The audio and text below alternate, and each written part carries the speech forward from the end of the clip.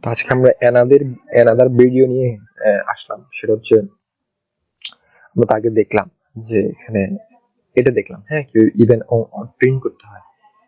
তো আসলে আমরা আজকে একটা জিনিস শিখবো, সেটা হচ্ছে ধরেন আমি এখানে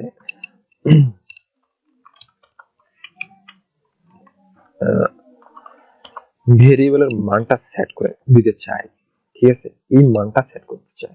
এখন ধরেন আমি কি করলাম, যে ইভেন্টটাকে আগে কি করলাম, সাপোজ এখানে একটা দিলাম 4। হ্যাঁ, আমি এখানে দেখেন কোনো কিছু প্রিন্ট হয়েছে, প্রিন্ট হয় নাই মূলত, ঠিক আছে। আমি এটাকে কি করছি, রিটার্ন করছি। ফাংশনের ভিতরে হয় ইকো করতে হবে কোনো ভেরিয়েবলকে, অথবা রিটার্ন করতে হবে।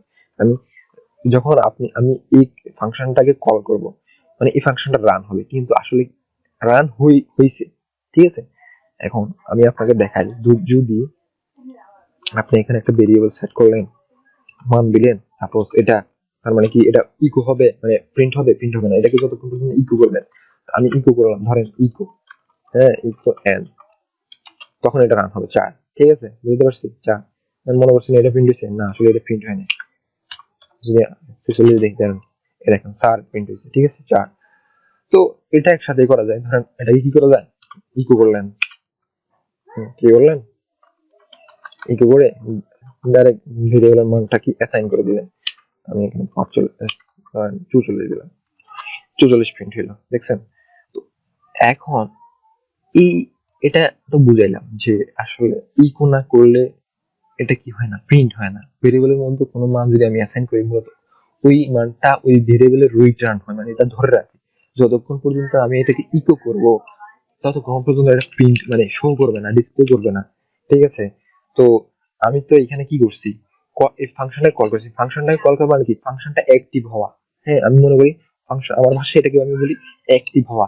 তো এটা অ্যাক্টিভ হওয়া মানে কি, এটা প্রিন্ট হইব, মানে এটা শো করবো না, তার মানে এটাকে কিছু বলতে হইব। হ্যাঁ, আমি এইখানেও বলতে পারি যে হ্যাঁ, ইকো, ধরেন আমরা অনেক কিছু শিখতে যাইতেছি এই ভিডিওতে, ঠিক আছে, ইকো এন্ড আমি যখন এটা দিচ্ছেন, তখন কি মানে এটা প্রিন্ট হইব, মানে আমি তো ভেরিয়েবলের মানটা সেট করছি এটার মাধ্যমে, ঠিক না।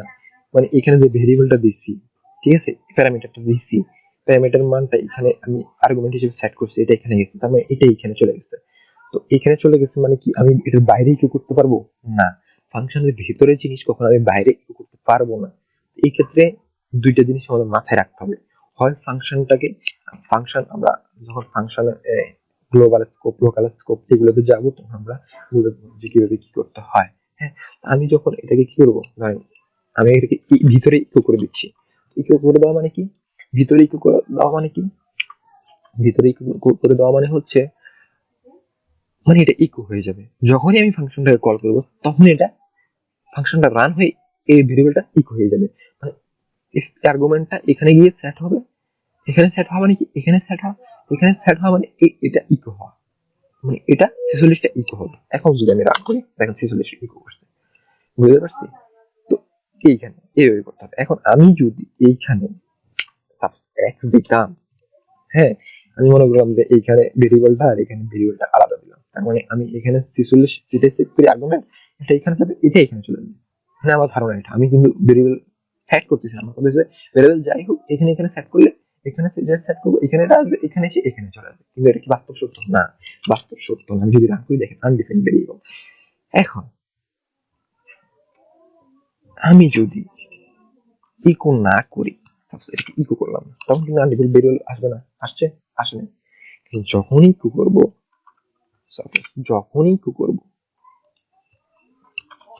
তখন এটা আনডিফাইন্ড ভেরিয়েবল আসবে, ডিফাইন হয় নাই, ঠিক না। মানে আপনি সাপোজ এখানে দেখেন, আনডিফাইন্ড ভেরিয়েবল কিন্তু আপনি ফাংশনের বাইরে ইকো আসবে। ধরেন ইকো $x বা যে কোনো কিছু নাম্বার, ঠিক আছে, নাম দিলাম, ধরেন এটা, দেখছেন, সরি এখানে সিনট্যাক্স সেমিকোলন দিতে হবে।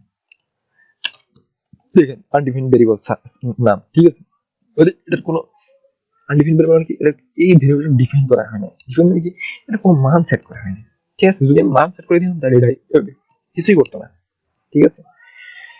এই ক্ষেত্রে আমি আনডিফাইন্ড ভেরিয়েবল তো বুঝলাম, ঠিক আছে। তো এটা কিন্তু ইকো করলে আনডিফাইন্ড ভেরিয়েবলটা আসবে। আমি তো ইকো করতেছি না, রাইট? আমি এটা ইকো করতেছি না, ঠিক আছে।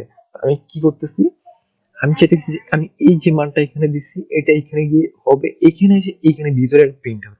তো ধরেন আমি দুইটা ভেরিয়েবল দিলাম, হ্যাঁ, একটা হচ্ছে এক্স, একটা হচ্ছে এন। এখন যদি আমি এনটাকে ইকো করি, ইকো করলাম, ঠিক আছে, কি হয় বলেন তো? আমি তো এটাকে ইকো করিনি, তার মানে এটা যেভাবে সেভাবে, এটা কোনো প্রবলেম আমার ক্রিয়েট করবে না। কিন্তু আমি যে মানটা এখানে সেট করছি সেটা এইখানে চলে যাবে, আর এইখানে যে ভেরিয়েবলটা এটা আসলে ম্যাচ করতেছে, তার মানে এটা এইখানে চলে যাবে, এইখানে না, এইখানে চলে যাবে, এনে চলে যাবে, এনে চলে আসলে ওইটাই প্রিন্ট হবে। দেখেন রান করলাম, 46 প্রিন্ট হয়েছে। এখন আপনি যদি এইখানে অন্য কোনো জিনিস দিতেন, যেমন নেক্সট, মানে এক্সপেরিমেন্টের জন্য এখানেও লিখে নেক্সট, নেক্সট, রাইট?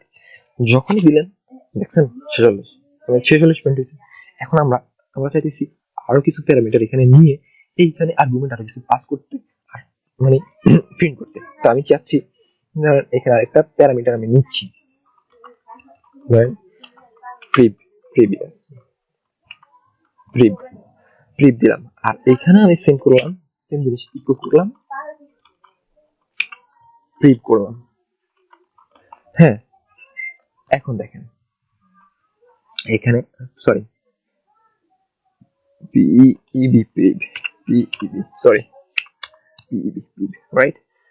তো আমি এখন দেখেন এটা কিন্তু রান হবে না, হ্যাঁ। কারণ কারণ কি, কারণ আমি এখানে যে প্যারামিটার দুইটা আর আমি এখানে আর্গুমেন্ট সেট করছি একটা, রান করবে, করবে আলটিমেটলি, করবে, করছে না, করবে, কিন্তু এরও শো করবে, কারণ এখানে আর্গুমেন্ট সেট করতে হবে দুইটা, কারণ যেহেতু আমি প্যারামিটার দুটো দিয়েছি আর্গুমেন্ট করে দুইটা। কিন্তু আমি যদি এটা একটা মান সেট করে দিতাম 0, তখন এটার মান অলরেডি সেট করা আছে, তার মানে আমাকে এটা মানে প্রবলেম করবে না। আমি এখানে একটা দিলেও হবে, এই একটা কোথায় যাবে, এইখানে, কোথায়, এইখানে। ধরলাম এটা দিলাম, কত হয়েছে, 400। এখন বলুন ভাইয়া আপনি তো দিয়েছেন এখানে 46, কিন্তু হয়ে গেল 460। কিন্তু এখানে ই কত দুইটা হচ্ছে, একটা হচ্ছে 46 আর একটা হচ্ছে পি এর মান কত 0। এখন একসাথে আসছে এগুলো আপনার 460 করছে। আমি একটা নিউ একটা লাইন প্রিন্ট করলাম, আমি ডট দিয়ে একটা স্ট্রিং হচ্ছে নিউ লাইন একটা প্রিন্ট করে দিলাম।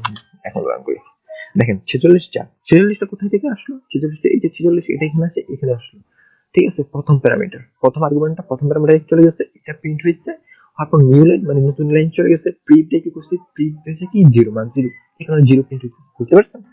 এখন আমি যদি এইখানে ধরেন আরেকটা মান সেট করে দিতাম, ধরেন 55, এখন কি হতো, তার মানে এখন নেক্সট ডে করতো 46, পিবি করতো 55, রান করেন, দেখছেন?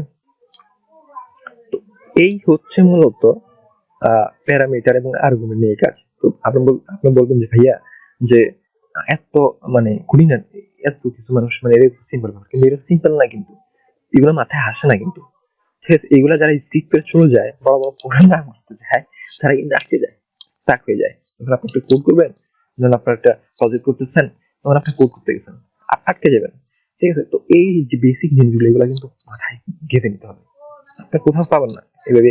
মানে যদি আপনারা দেখেন ইউটিউবে, সচরাচর সবাই ওই যে টিউটোরিয়াল কি বলে w3school.com যায়, ওইদিকে যায়, ওইখানে যে সিরিয়াল মেনটেন করে আপনাকে তো যেগুলো তারা ডকুমেন্টেশন দিচ্ছে ওইগুলো তারা দেখায়, কিন্তু এর ভিতরেও কিন্তু অনেক কিছু আছে খুঁটিনাটি যারা আসলে প্রজেক্ট ডিসকাস করে তারা জানে। তো আমি আসলে আপনাদের শেখাচ্ছি, চেষ্টা করতেছি, হ্যাঁ, পাশাপাশি আমি নিজেও শিখতেছি, ঠিক আছে। তো এগুলো দেখে নেবেন, এখানে কোনো প্রশ্ন আছে তো জানাবেন, ঠিক আছে। আল্লাহ হাফেজ।